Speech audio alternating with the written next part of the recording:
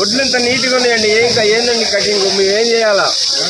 గంటకి 8 కేజీలు 10 కేజీలు పోతుంటే ఏమొస్తుంది? తూర్పాలు పోతే 10 కేజీల దాకా పోయింది. దీన్ని ఇంత నీట్గా ఉన్న వాటను మళ్ళా కటింగ్ అంటున్నారు. ఒక్కొక్కరికి రైతులకి ఒక 20,000 30,000 లాస్ అవుతున్నాం మేము. కష్టకాలం ఆరబెట్టుకొని ఎండబెట్టినాక ఇప్పుడు మళ్ళా ఇది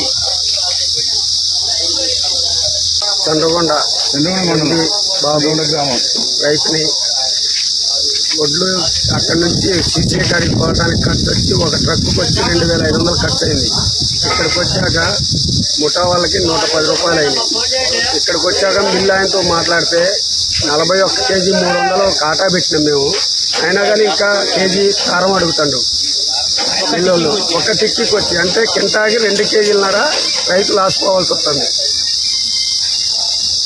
సబ్స్క్రైబ్ చేయండి, అలానే పక్కనున్న బెల్ ఐకాన్ కూడా ప్రెస్ చేయండి. ఈ వీడియో మీకు నచ్చినట్లయితే దయచేసి